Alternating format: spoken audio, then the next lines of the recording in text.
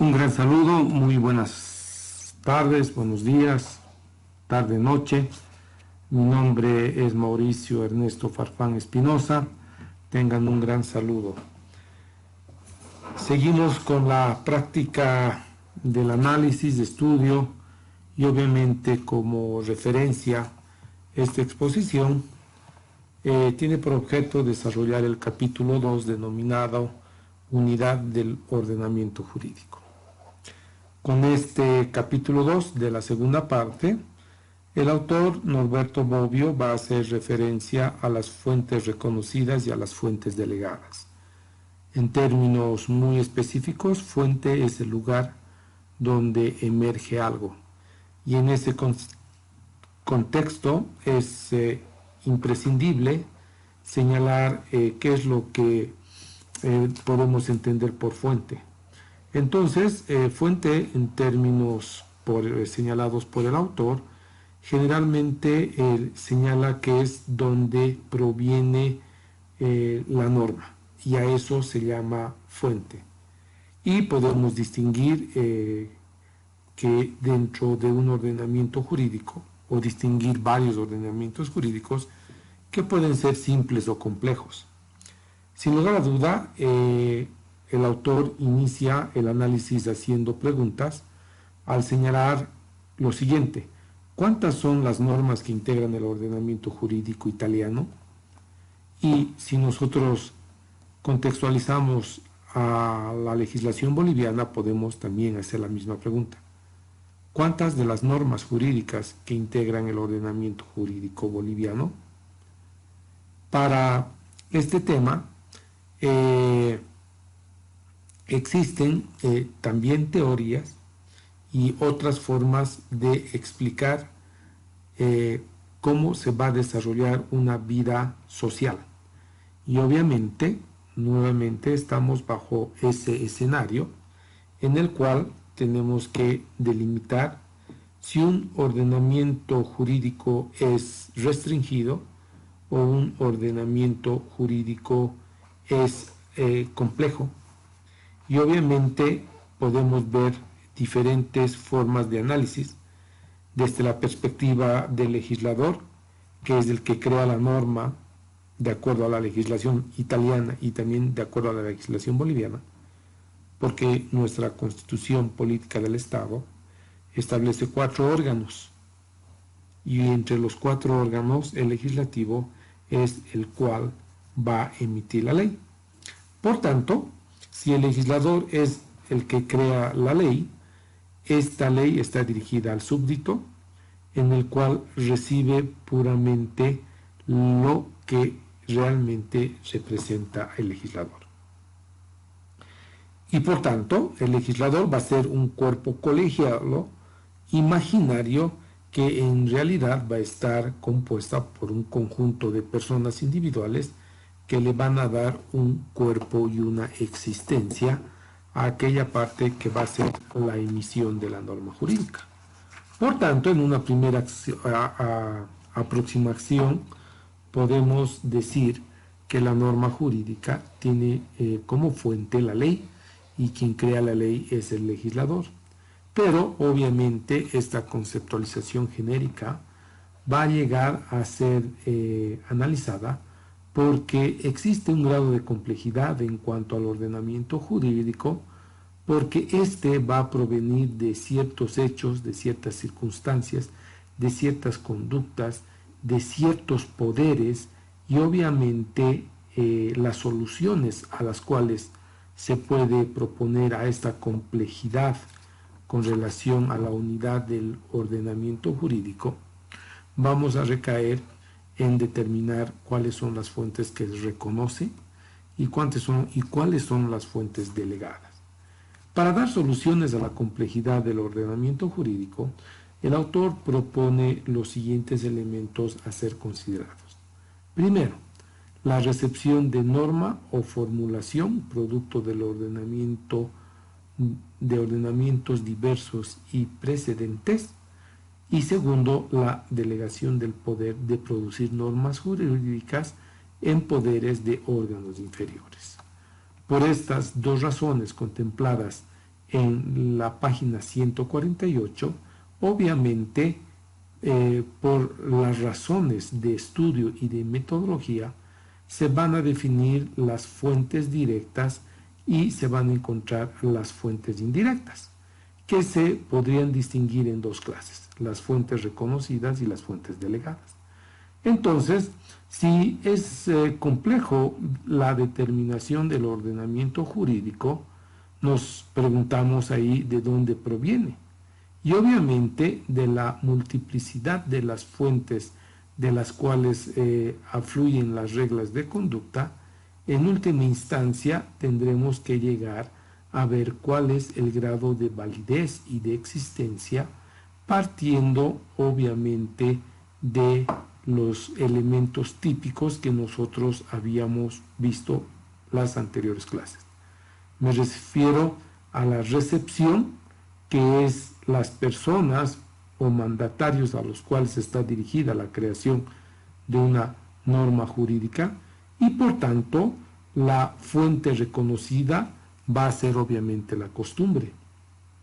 En los ordenamientos estatales modernos, en los cuales es una fuente directa que va a emanar después de la ley. Me pongo un ejemplo. A ver, muy breve, porque obviamente tenemos tiempo escaso. Antes de que se tenga mediante ley o decreto supremo que el día lunes y martes de carnaval son feriados nacionales, primero existió una costumbre. Y la costumbre es el martes de Chaya y lunes y martes de carnaval. Esta costumbre no es propia de los pueblos latinoamericanos, sino es propia de Venecia.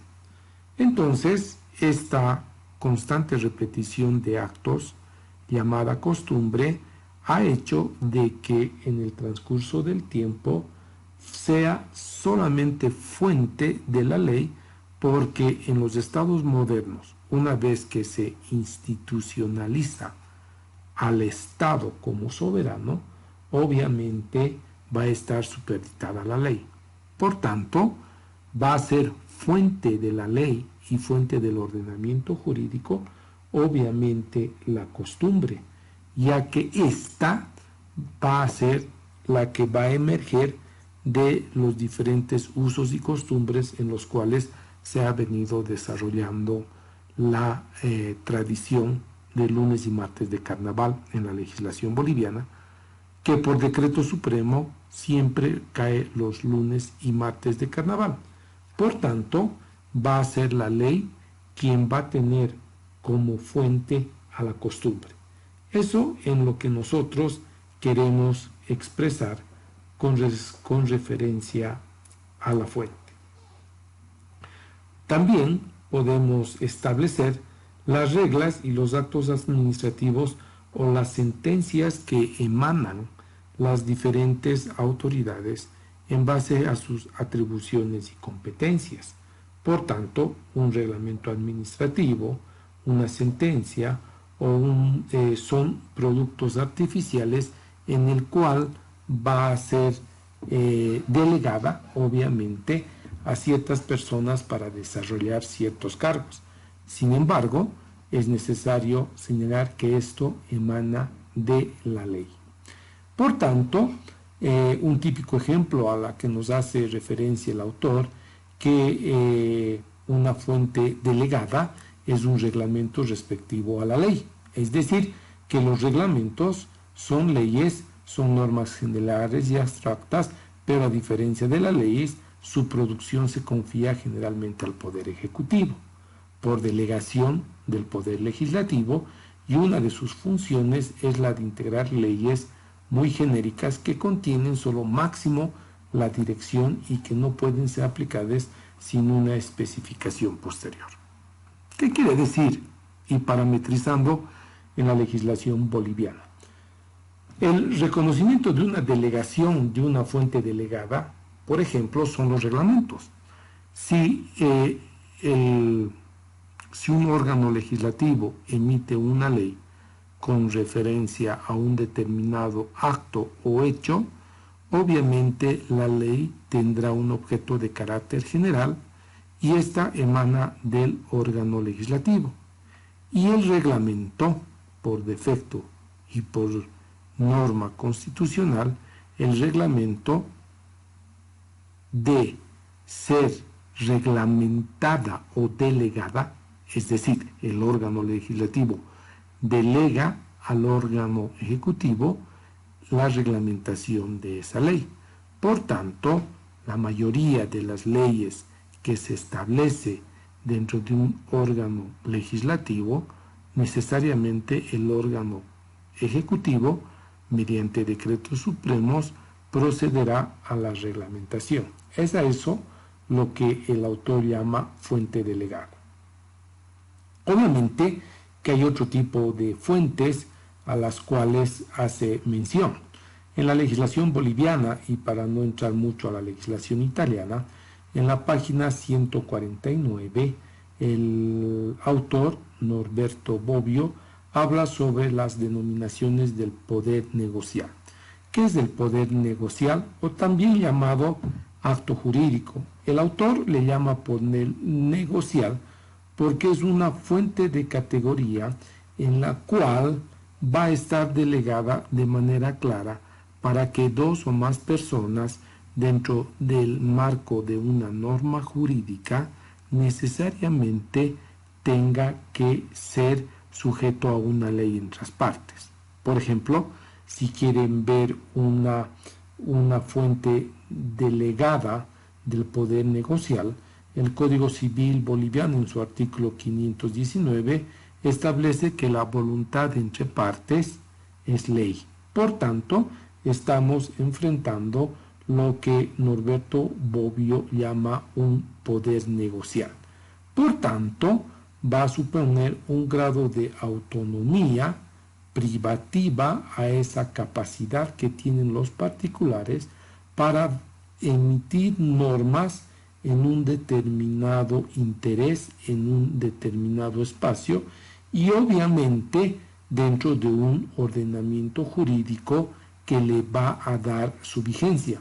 Obviamente que la ley establecida en el Código Civil boliviano, establecido en el artículo 519, va a ser un ordenamiento jurídico menor, porque ésta va a tener efectos solamente entre las partes contratantes, a lo que Norberto Bobbio denomina poder negociar. Hay otros tipos de fuentes.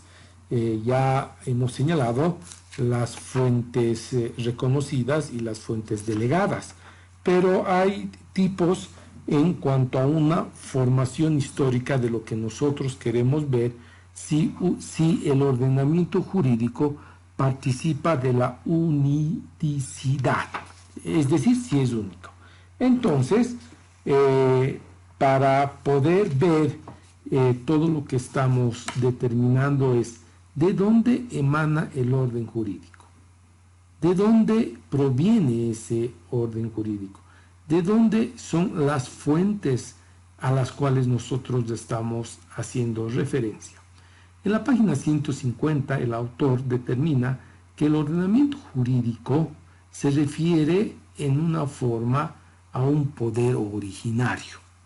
Bueno, esto es, dice, el poder más allá del cual no existe otro poder sobre el que pueda justificar el ordenamiento jurídico.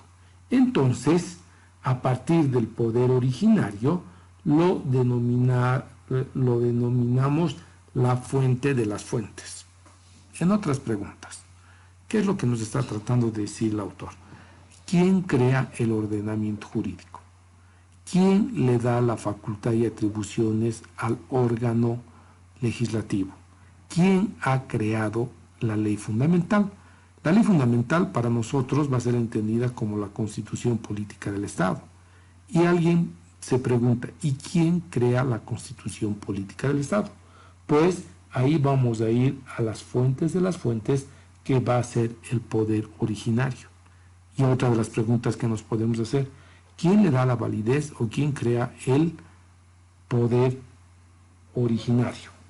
Entonces, lo que nosotros vamos a darle y tratar de desentrañar la complejidad del ordenamiento jurídico va a estar señalado por algunos puntos que precisa el autor.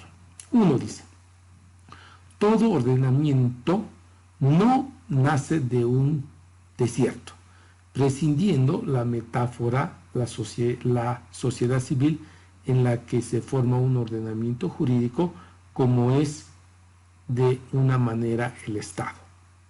Entonces, el ordenamiento jurídico no nace de la nada, no nace de un desierto. Lo que va a decir el autor, que este ordenamiento jurídico, que después se va a transmitir el conocimiento sobre un poder originario, necesariamente va a nacer del conjunto de habitantes, es decir, de la sociedad. Entonces, podemos hablar que en este caso nos vamos a encontrar a un límite externo del poder del soberano. ¿Quién va a ser el soberano?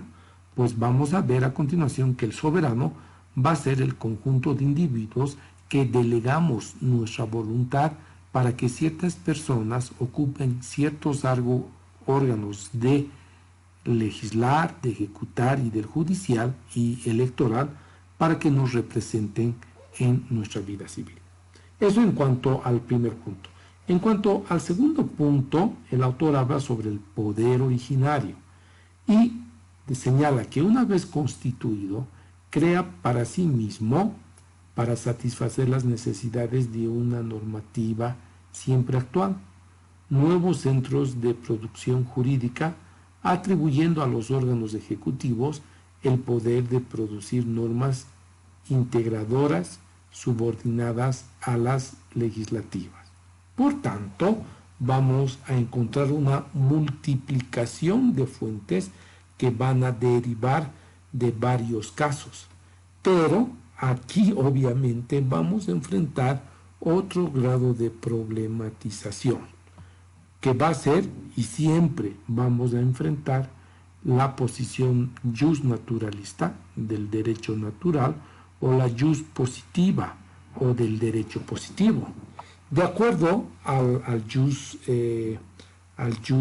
naturalista, o si quieren llamarlo al pensamiento jurídico, el poder civil originario surge de un estado de naturaleza precedente a través del procedimiento característico del contrato social.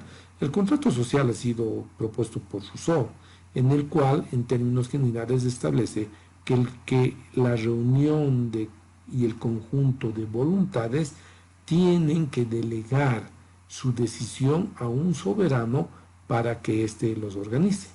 Y en el contrato social vamos a ver la hipótesis de que obviamente el poder originario está en la voluntad de las personas. Obviamente va a ser sujeto a muchas críticas por parte del derecho positivo, porque en las hipótesis del derecho natural va a desaparecer obviamente y va a ser complementado, porque cuando va a emerger el derecho positivo va a caer obviamente en la ley, ¿sí?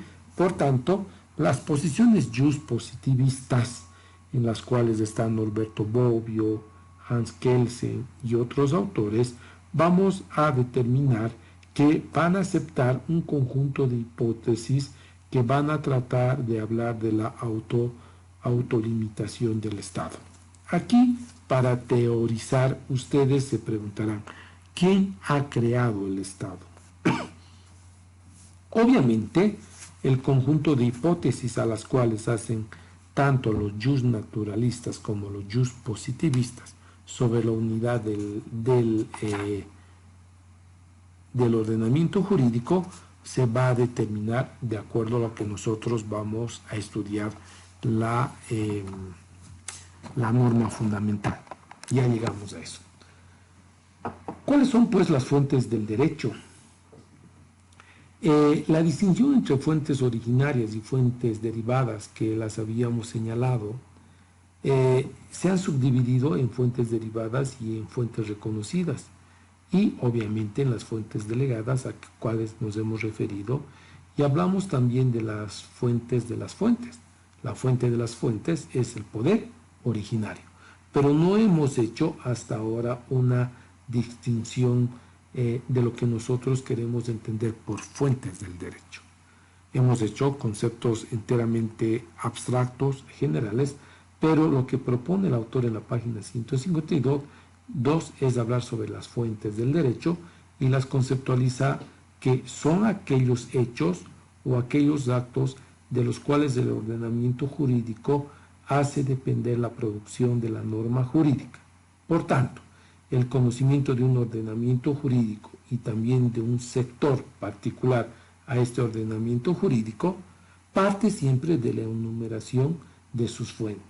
Por tanto, al tener este concepto relativamente moderno, vamos a enfrentar a un ordenamiento estatal moderno, porque en las sociedades en las que actualmente habitamos se van a llenar de un término que se llama constituciones políticas del Estado, que para Bobbio y para Hans Kelsen se van a llamar normas fundamentales. Entonces, bajo esas premisas y tratando de hacer alguna clasificación a este tipo de normas que son complejas en cuanto a las normas primarias que puedan emitir, a estas las va a clasificar de una tripartición clásica en normas imperativas, que son las que dan un mandato, las prohibitivas son las que se abstienen de hacer, y las permisivas, como su nombre las determina, de dar. Entonces, para el autor, en la página 154, establece las siguientes. Las normas que ordenan mandar son aquellas en las que el constituyente ordena al legislador ordinario promulgar leyes que originan obligatoriamente el órgano. En Bolivia, el año 2006, 2007, 2008 hasta el 2009, hemos tenido un poder originario llamada Asamblea Constituyente, a la cual se le ha puesto la norma de ser una asamblea originaria. Pero sin embargo, aquí podemos colocar un ejemplo sobre las normas que ordenan o las normas que mandan. Otras son las normas que prohíben mandar.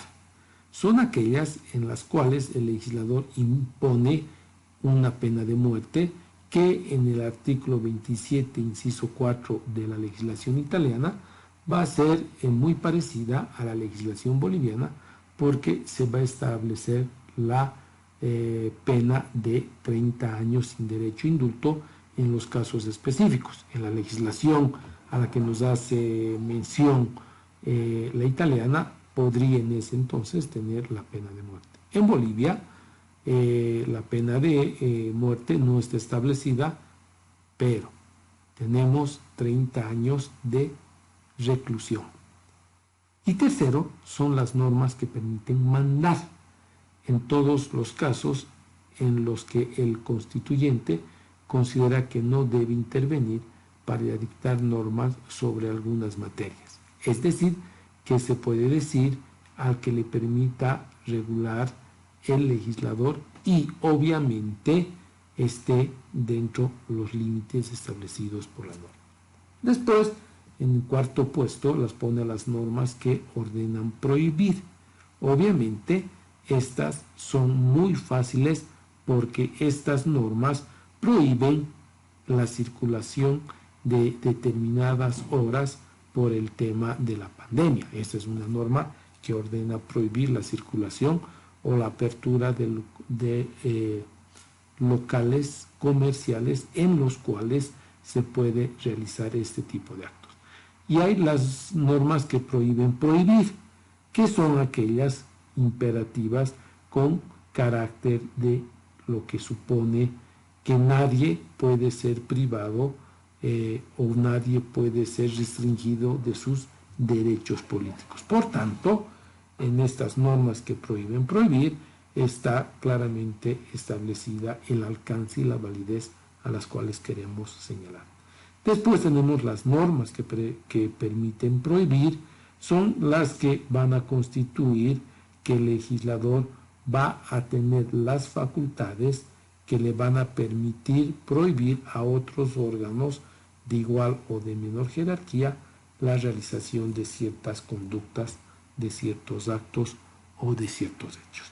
Y obviamente las normas que ordenan permitir, las normas que prohíben permitir y las normas que permiten permitir. Son las normas que realizan actos. Una norma que permite permitir es que durante la cuarentena, se levanta la cuarentena y se va a permitir la reanudación de actividades laborales, comerciales, privadas y otras. Por tanto, en esta clasificación de estos nuevos puntos, pasamos a la exposición de la elaboración gradual del ordenamiento jurídico. Habíamos dicho que es complejo el ordenamiento jurídico, sobre el cual le hemos llamado si hablar de un ordenamiento jurídico es lo mismo que consideramos algo unitario. Si son un conjunto de normas dispersas, conjunto de normas jurídicas, ¿cuáles son estas? Estas van a ser fácilmente comprensibles a partir de un ordenamiento jurídico unitario y obviamente a partir de las fuentes. El autor, en la página 155, va a dar origen a la teoría kelseniana cuando considera que esta teoría sirve para explicar la unidad de un ordenamiento jurídico complejo. La esencia de esta teoría está en que la norma de un ordenamiento jurídico no se encuentra en todos y en el mismo plano, pues ya existen normas superiores y normas inferiores, y las normas inferiores dependen de las superiores. Por tanto, todo ordenamiento tiene una norma fundamental, y en esta norma le da la unidad a todas las otras normas. Esto es, y hace referencia, obviamente, al conjunto unitario que después la va a denominar Hans Kelsen como ordenamiento. En consecuencia, la presencia de normas inferiores o normas superiores de un ordenamiento jurídico va a tener una estructura jurídica. Si ustedes solamente revisan el 410 de la Constitución Política del Estado Boliviana, van a ver cómo están jerárquicamente ordenadas las normas jurídicas. Y obviamente tenemos el estudio de las antinomías y las cuales las vamos a resolver en los temas siguientes. Por tanto, en la pirámide de jerarquías de un ordenamiento jurídico podemos determinar dos elementos. ¿Qué entendemos por poder y qué entendemos por deber? Estos dos términos son utilizados relativamente por varios autores porque a partir de esto vamos a determinar una serie de poderes sucesivos, lo que va a ser el poder constitucional, el poder legislativo, el poder ordinario, el poder reglamentario, es decir, a partir de un poder que nosotros vamos a llegar a entender dentro de los límites materiales y los límites formales. Cuando Kelsen había hablado de las normas superiores y las normas inferiores, obviamente el poder normativo de un órgano inferior no le atribuye un poder ilimitado. Por tanto, el ejercicio de lo que nosotros habíamos hablado, un poder negocial como el ejercicio del poder jurisdiccional, están limitados por los órganos, y el órgano legislativo tendrá como principal atribución la creación de normas, pero obviamente el poder legislativo está subordinado a un poder constitucional. Ahí hablamos de los límites materiales y los límites formales. En el primer tipo, los límites tienen que ver con el contenido de la norma que el inferior ha autorizado para dictar. Nos referimos a las materiales, y a los límites formales se refiere a la forma, es decir, al modo o al procedimiento por el cual el inferior debe dictar la norma. Desde el punto de vista del inferior, puede observarse que éste reside un poder limitado y obviamente estos poderes van a estar sujetos a los límites establecidos por el mismo ordenamiento jurídico. Para continuar y concluir, estos límites pueden ser de carácter positivos o pueden ser de carácter negativos. Y según la Constitución que imponga al legislador, va a dictar en sus diferentes materias y va a ordenar a los súbditos, a las personas naturales o colectivas, la prohibición o dictar normas que determinen la realización de las clasificaciones que nosotros hemos visto. Ya concluyendo, vamos a ver la norma fundamental, a lo que Hans Kelsen le llama de ese nombre. Por tanto, Norberto Bobbio se pregunta, ¿son las normas constitucionales realmente las últimas normas, más allá de las cuales no se puede seguir? ¿O son acaso normas constitucionales las normas fundamentales? Y aquí volvemos nuevamente al poder constituyente, que es este último. Y obviamente tenemos que saber qué es el poder constituyente, y aquí vamos a tener dos visiones, desde el punto de vista del derecho natural y desde el punto de vista del derecho positivo. Pero antes de ingresar a eso, tenemos que atribuirle que al poder constituyente la facultad de producir normas jurídicas, es decir, va a producir a la norma fundamental. Si ustedes quieren poner en términos más claros, el poder constituyente le va a dar origen a las constituciones políticas del Estado. Pero, para no confundir, el legislador en el tema de Norberto Bobbio le va a denominar la ley fundamental.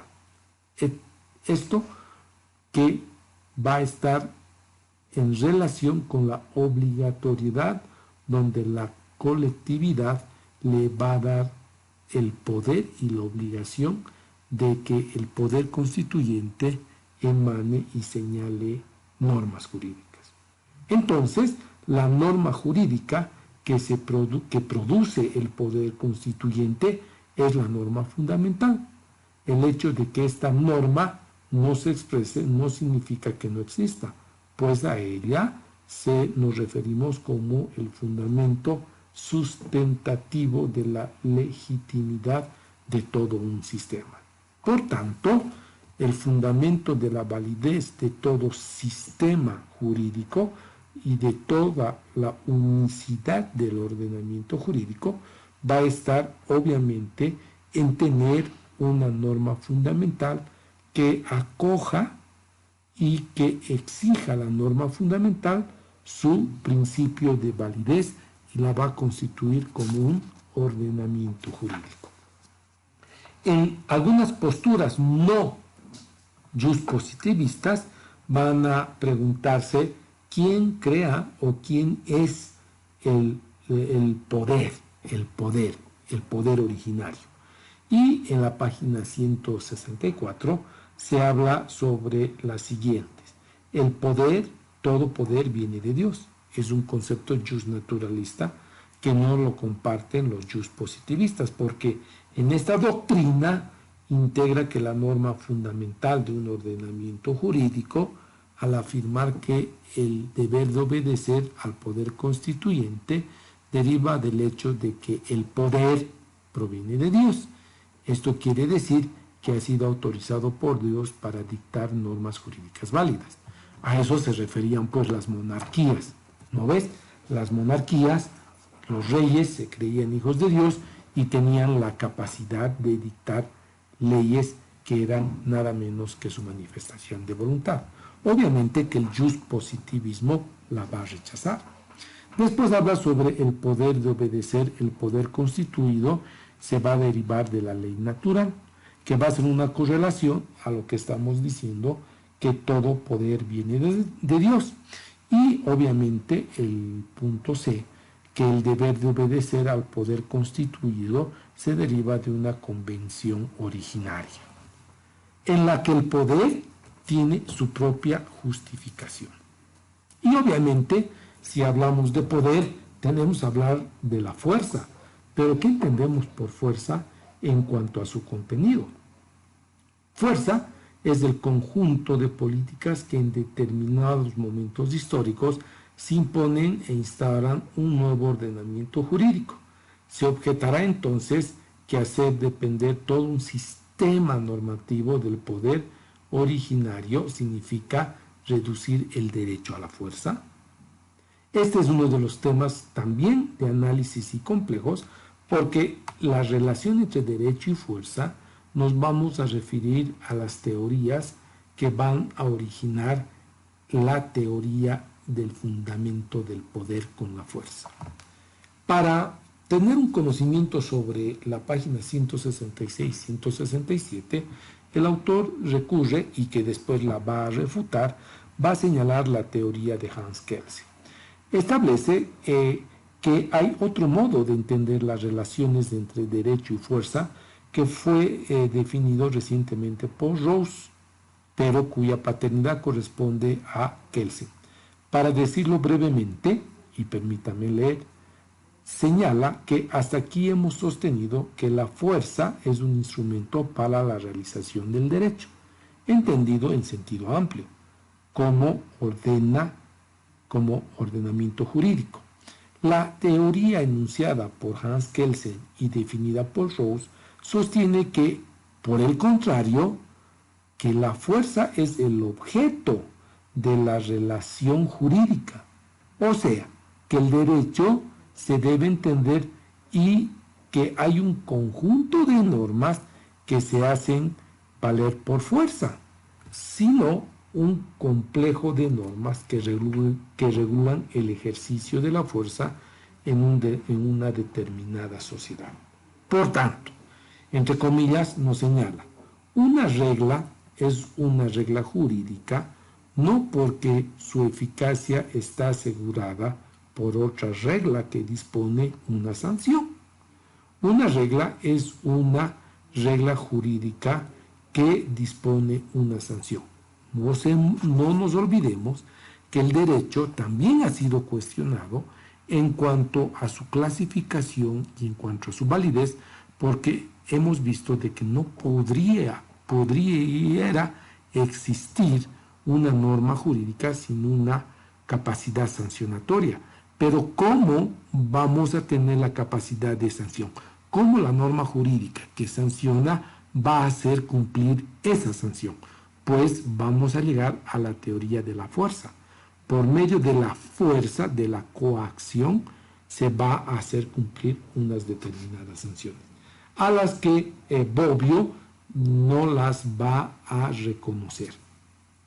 Y obviamente, en la definición del derecho, como las reglas para el ejercicio de la fuerza, es una definición que nosotros podemos clasificarlas entre las definiciones referidas en cuanto a su contenido, porque obviamente dentro de la licitud de un ordenamiento jurídico se va a tornar que el cumplimiento de esas reglas tienen que ser por medio del uso de la fuerza.